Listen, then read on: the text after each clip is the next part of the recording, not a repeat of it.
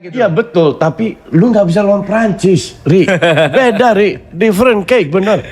Kelasnya itu beda Prancis ini.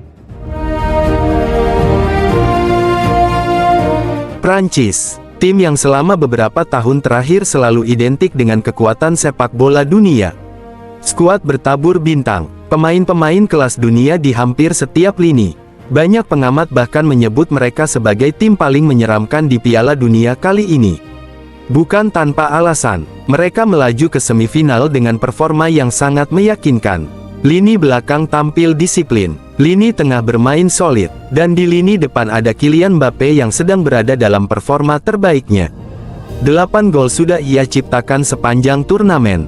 Jumlah yang membuatnya sejajar dengan Lionel Messi dalam daftar pencetak gol terbanyak Piala Dunia edisi kali ini.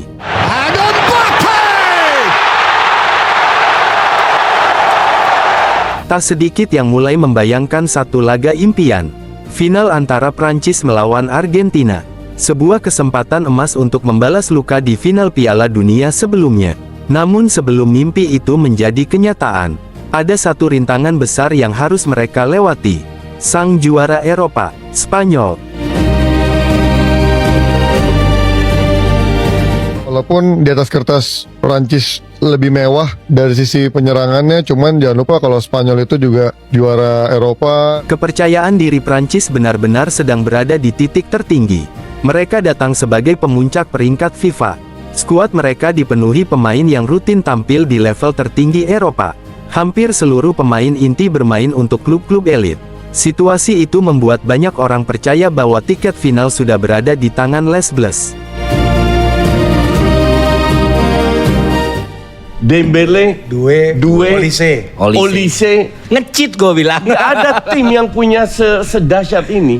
Selama fase grup, Prancis tampil begitu kokoh. Lini pertahanan mereka sulit ditembus. Serangan mereka juga sangat efektif. Ketika memasuki fase gugur, mereka semakin terlihat meyakinkan. Setiap kemenangan seolah mempertegas bahwa mereka memang kandidat utama juara dunia.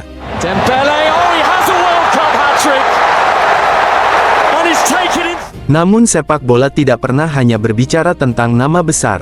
Di sisi lain lapangan, sudah menunggu Spanyol, tim yang mungkin tidak semewah Prancis, tetapi memiliki identitas permainan yang sangat kuat. Here they come again. Lamine Yamal!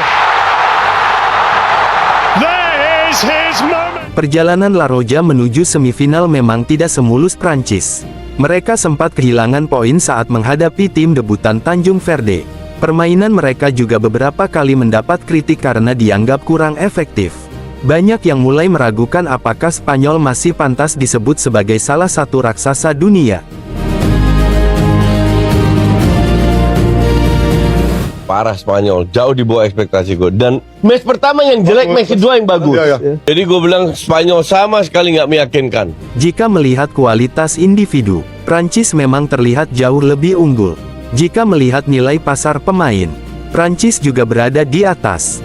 Dan jika melihat peringkat FIFA, Prancis kembali lebih tinggi. Hampir semua data berpihak kepada Les Bleus. Olise, Doué, Mbappe, Dembele, nggak ada yang bisa ngelawan Prancis sekarang. Gue pengen tahu siapa yang bisa ngelawan Prancis. Tetapi ada satu statistik yang justru membuat para pendukung Prancis merasa kurang nyaman.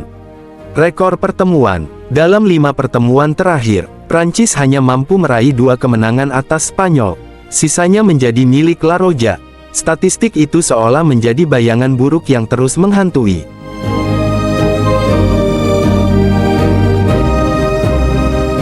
Semifinal pun akhirnya tiba. 2 raksasa Eropa kembali dipertemukan. Bukan sekadar memperebutkan tiket menuju final, tetapi juga mempertaruhkan harga diri. Prancis ingin membuktikan bahwa mereka masih menjadi penguasa sepak bola dunia. Sedangkan Spanyol datang dengan misi yang jauh lebih sederhana. Membuktikan bahwa sepak bola tidak selalu dimenangkan oleh tim yang paling mahal. Kalau seandainya Prancis kalah lawan Spanyol, dan itu feeling gue bukan kalah karena permainan, lebih karena faktor luck. Sejak peluit pertama dibunyikan, tempo pertandingan langsung tinggi. Prancis mencoba memainkan sepak bola cepat melalui Mbappe dan para penyerangnya. Namun Spanyol tidak terlihat gugup sedikit pun. Mereka justru tampil tenang, operan demi operan terus mengalir. Penguasaan bola perlahan mulai dikuasai La Roja.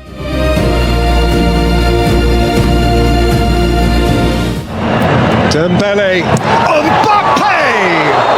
It's gonna nick, it's a corner. Thought that might just help Mbappe in France. Tekanan demi tekanan akhirnya membuahkan hasil. Lamine Yamal berhasil menusuk masuk ke kotak penalti. Pergerakannya terlambat diantisipasi oleh pemain belakang Prancis. Wasit tanpa ragu menunjuk titik putih. Penalti untuk Spanyol. Mikel Oyarzabal maju sebagai algojo. Dengan sangat tenang, ia mengeksekusi bola dan gol. Spanyol unggul 1 gol pada menit ke-22. Oyarzabal strikes first for Spain! Memasuki babak kedua, Les Bleus mencoba tampil lebih agresif.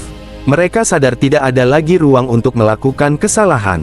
Namun justru ketika Prancis sedang berusaha bangkit, Spanyol kembali memberikan pukulan telak. Menit ke-58, Pedro Porro berhasil memanfaatkan celah di lini pertahanan Prancis. Tembakannya gagal dihentikan kiper. Gol kedua untuk La Roja. Seluruh stadion bergemuruh. Sementara wajah para pemain Prancis mulai terlihat frustrasi. Porro, Olmo, Pedro Porro! It's happening for Spain! Gol kedua itu menjadi pukulan yang sangat berat. Prancis terus mencoba menyerang. Mereka memasukkan tenaga-tenaga baru. Mereka meningkatkan tempo permainan. Namun semakin mereka menyerang, semakin disiplin pula pertahanan Spanyol.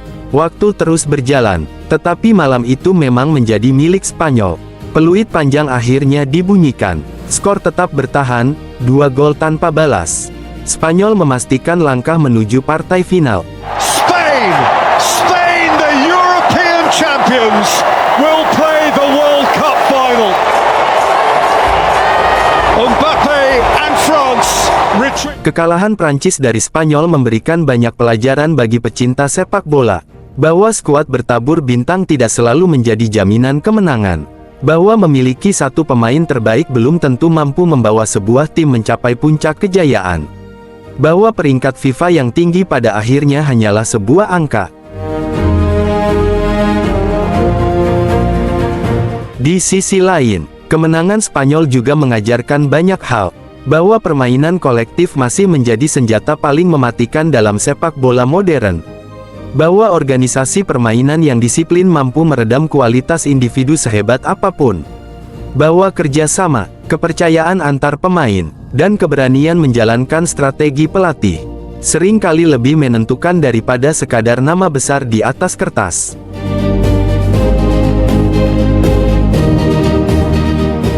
Kini, Spanyol tinggal selangkah lagi menuju gelar juara dunia. Mereka berhasil menyingkirkan salah satu kandidat terkuat dengan permainan yang begitu meyakinkan.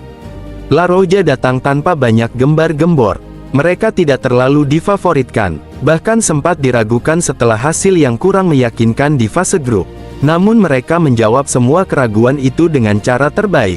Bukan melalui kata-kata, melainkan lewat permainan kolektif dan efektif di atas lapangan.